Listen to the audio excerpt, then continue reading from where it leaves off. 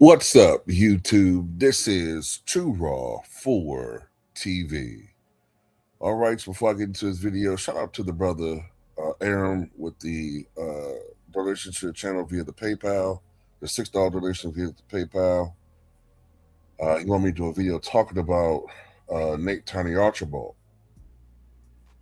And, when you're talking about Nate, you're talking about a guy that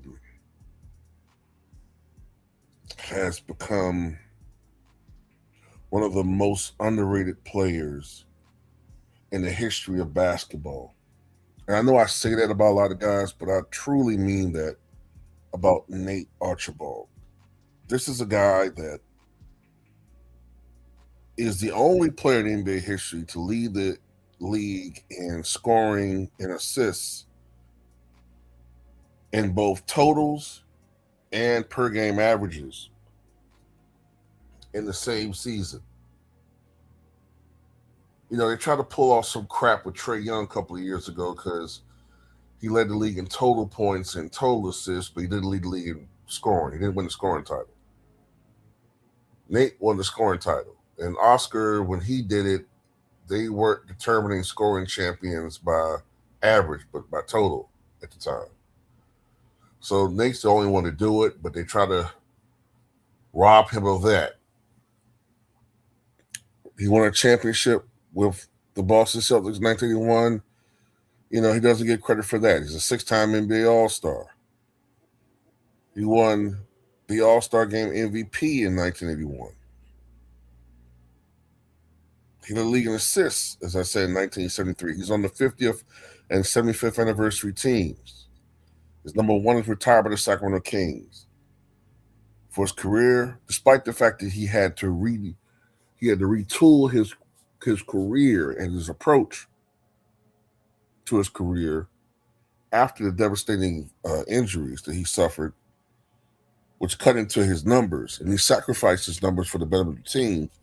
He still wound up scoring over 16,000 points, dishing out over 6,000 assists.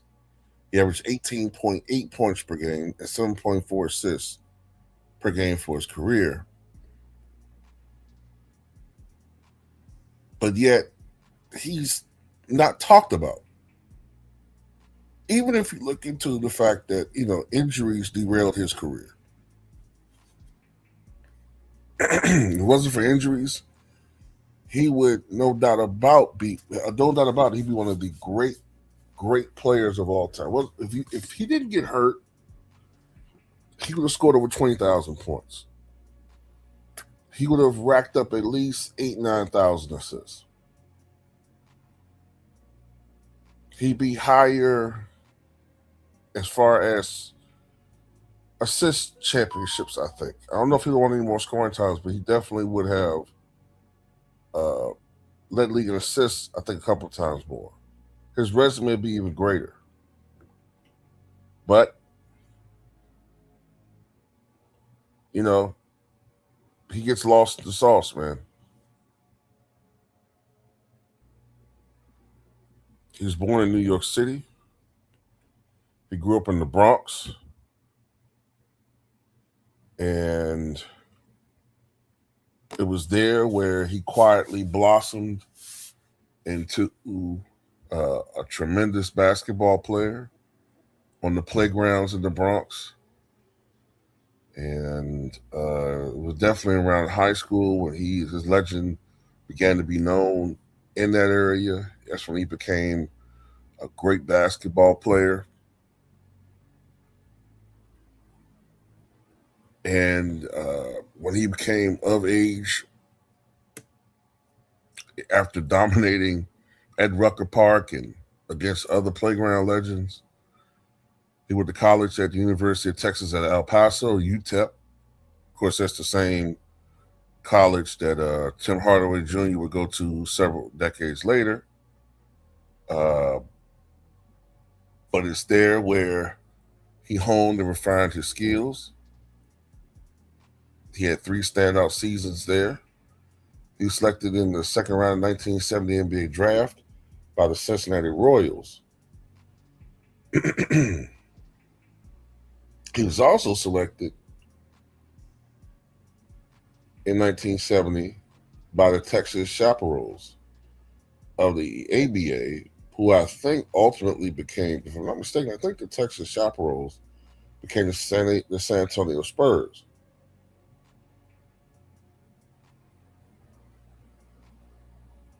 But even, during his tenure with the Cincinnati Royals, they moved from Cincinnati to Kansas City / Omaha. They became the Kansas City Omaha Kings.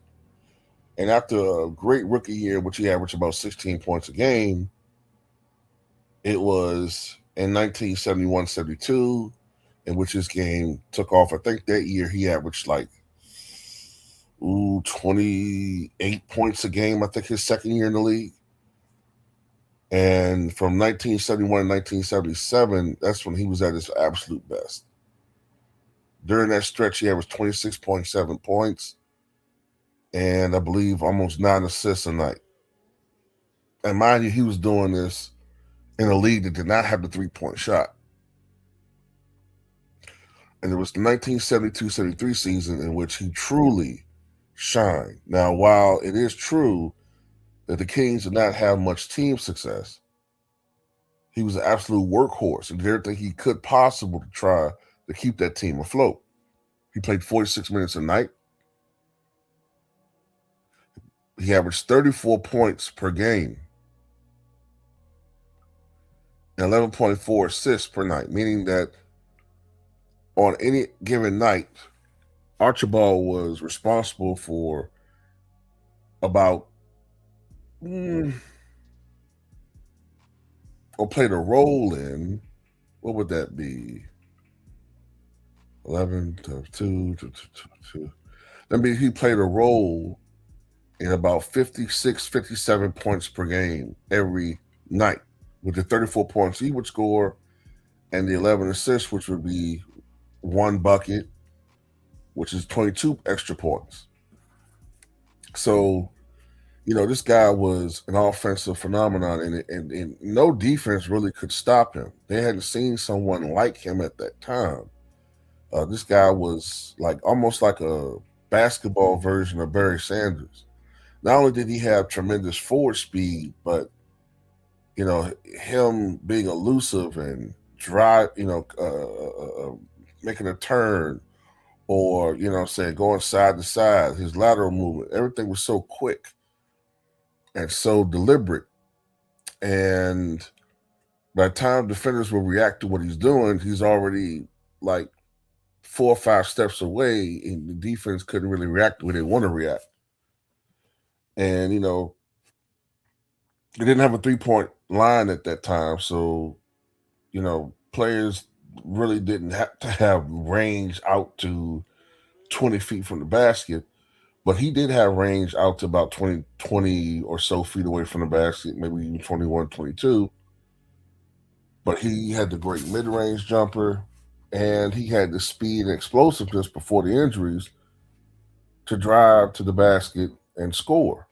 And very few players in the history of the game, very, very few, had his scoring ability and his playmaking ability at those top-tier elite levels. And today he would thrive because he excelled in a fast-paced era, a very, very fast-paced era. And today is a fast-paced era, with the difference being that, the three-point shot is so emphasized. And at 6'1", 160 pounds, while he is sort of on the diminutive side, he's not so tiny to the point where it's going to be too much of a detriment. I mean, he's not going to be, Calvin Murphy out there. Plus, he was athletic before the injuries. So I think in today's game, he'd be fine. And one of his, and his weakness, which was he was never considered a strong defender. Well, in today's NBA, that doesn't like there's really much of an issue anymore.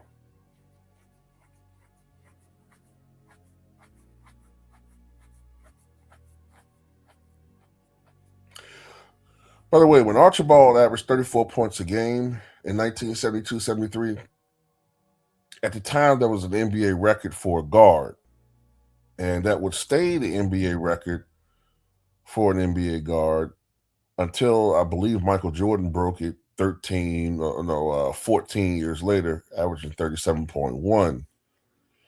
And his 910 assists that particular season broke the previous NBA record for most assists in a season, which had been previously held by Guy Rogers, which was 908. So that was such a record-breaking season. Now, Archibald would continue this high level of play, although, as I said, for the most part, the Kings were not a really good team.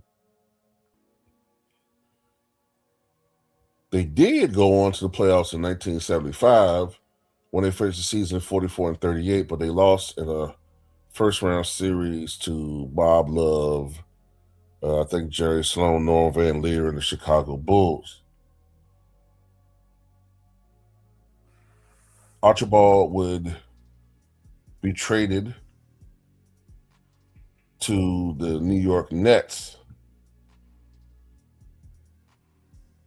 in 1976, although ultimately the New York Nets would change their name by force due to the New York Knicks to the New Jersey Nets going into the 1976-77 season.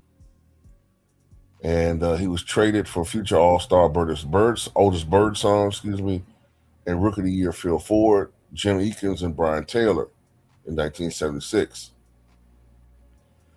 Archibald would go on to average a comparatively low 20.5 points per game in his 34-game stint with the Nets.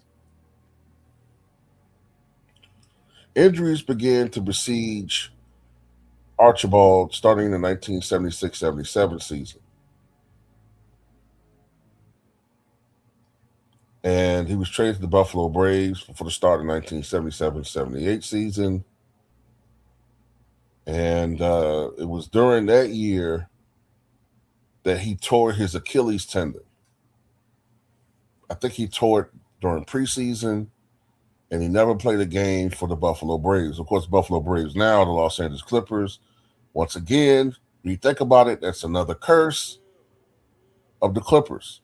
You have Nate Archibald, the most exciting point guard in the NBA, and he tears his fucking Achilles before he can play a game with y'all.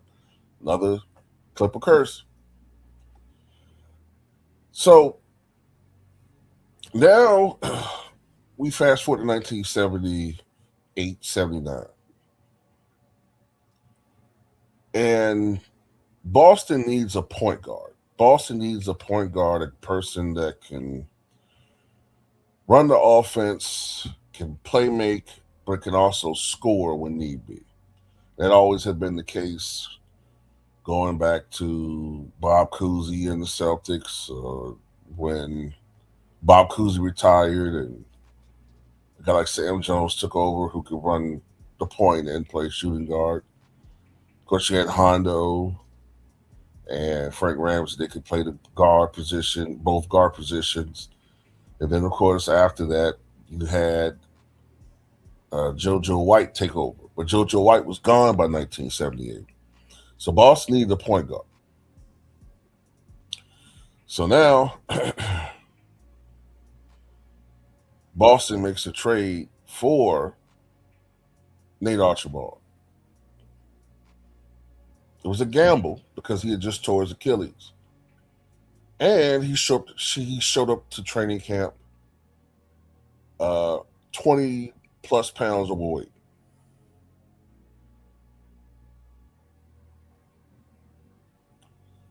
He had to change his game. He became more of a floor leader. He attempted to play defense. He did have a proclivity to get steals, but he wasn't a great one-on-one defender. But hey, you know what I'm saying? He augmented his game, and he did win an NBA championship in 1981 with the Boston Celtics. He would go on to play all the way to 1983-84 when he played the Milwaukee Bucks, who were a great team at the time, but Injuries, the result, the I guess the accumulation of injuries ended up causing him to call it quits in 1984.